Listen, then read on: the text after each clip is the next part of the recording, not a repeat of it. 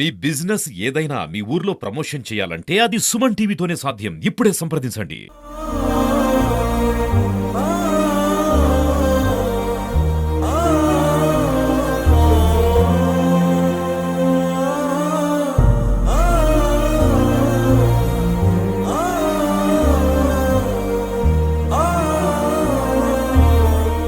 శ్రీకాకుళంలో మొట్టమొదటిసారిగా Medicover hospital ద్వారాను అవయవ దానం అయితే చేయడం జరుగుతుంది.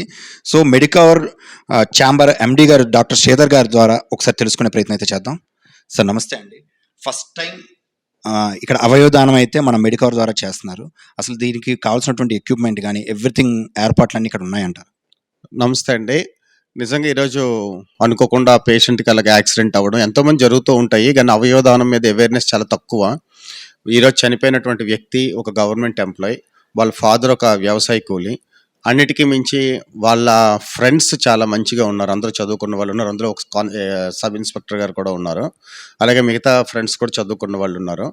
అయితే ఈరోజు మా మెడికవర్ హాస్పిటల్ ఇలా బైక్ యాక్సిడెంట్తో రావడం, ఇలా బ్రెయిన్ డెడ్ అవ్వడం, వెంటనే వాళ్ళకి అవయవదానం మీద అవేర్నెస్ క్రియేట్ చేయగానే ఆ ఫ్రెండ్స్ ఎవరైతే ఉన్నారో వాళ్ళందరికీ దాని మీద అవేర్నెస్ ఉంది గనక వెంటనే ఆ చనిపోయిన వ్యక్తి తాలూకా ఫాదరు ఎంత బాధలో విచారంలో ఉన్నప్పటికీ, ఎందుకంటే ఒకే ఒక కొడుకు, ఇద్దరు కూతుర్లు అంట అతనికి, అతను ఒక వ్యవసాయ కూలి, ఈ అబ్బాయి గవర్నమెంట్ ఎంప్లాయ్, ఎంతో ఆనందం ముద్దుగా పెంచుకున్నటువంటి కొడుకు ఇలా సడన్గా యాక్సిడెంట్తో చనిపోవడం చాలా బాధలో ఉన్నప్పటికీ కూడా సో ఫ్రెండ్స్ అన్న వాళ్ళు తెలియజేయడం, అర్థమైనట్టుగా ఎక్స్ప్లెయిన్ చేయడం, అవయవదానం గురించి తండ్రికి ఎక్స్ప్లెయిన్ చేయడం, అంత బాధలో కూడా తండ్రి దాన్ని యాక్సెప్ట్ చేశాడు. అయితే మెడికవర్ హాస్పిటల్కి వచ్చేసరికి మెడికవర్ హాస్పిటల్ అన్ని ఫెసిలిటీస్ ఉన్నాయి. ఇందులో వాళ్ళు మన బ్రెయిన్ డెడ్ పేషెంట్స్ తీసుకోవాల్సిన అవయవాలు ఏవైతే ఉన్నాయో, పర్టికులర్గా కళ్ళు, అలాగే ఊపిరితిత్తులు, హార్ట్, కిడ్నీ అన్నిటికీ డాక్టర్స్, ఈ జీవన్ ధాన్ అనే వ్యవస్థ ఒకటి ఉంది, ఒక సంస్థ ఉంది కదా, ఆ ఆర్గనైజేషన్ ద్వారా వాళ్ళు వస్తారు. వాళ్ళ డాక్టర్లు ఏ హాస్పిటల్లో ఏ రిక్వైర్డ్ పేషెంట్ ఉన్నారో ఆ నీడీ పేషెంట్స్ కోసం ఆ హాస్పిటల్ నుంచి ఆ డాక్టర్స్ వచ్చి ఈ పర్టికులర్గా ఈ ఆర్గాన్స్ని ఇక్కడ నుంచి మొబిలైజ్ చేస్తూ దీన్ని తీసుకువెళ్ళడం జరుగుతుంది.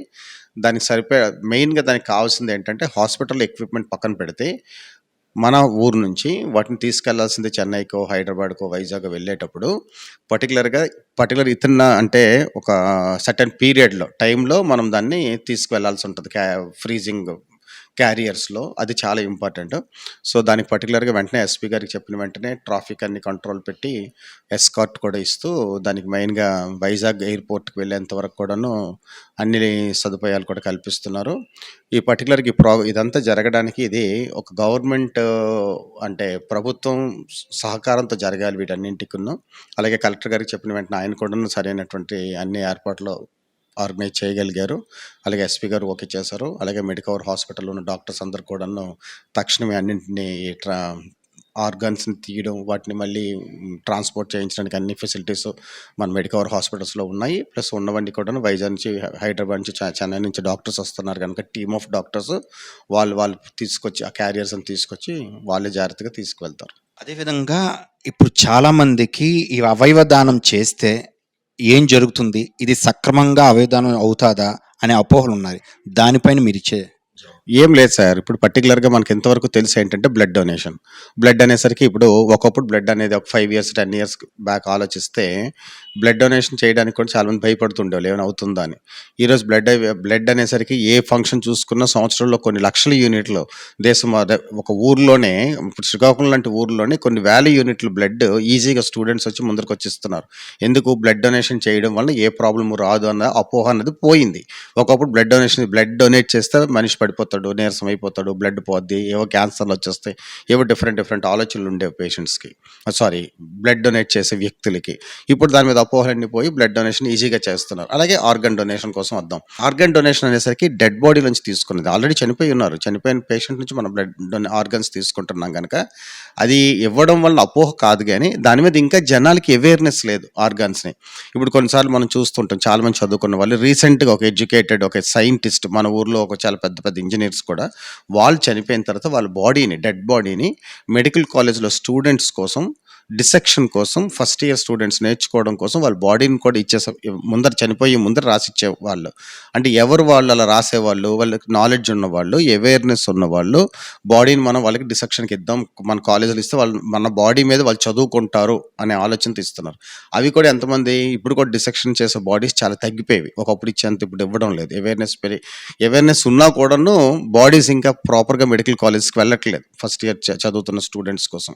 కానీ ఈ మధ్య కాలంలో మన శ్రీకాకుళం లాంటి ఊర్లోనే 2 బాడీస్ 2 మెడికల్ కాలేజ్‌కి వెళ్ళాయి. మన న్యూస్ పేపర్‌లో చదివాం. ఇప్పుడు డెడ్ బాడీ అది చదువుకోవడానికి డిసెక్షన్స్ కోసం.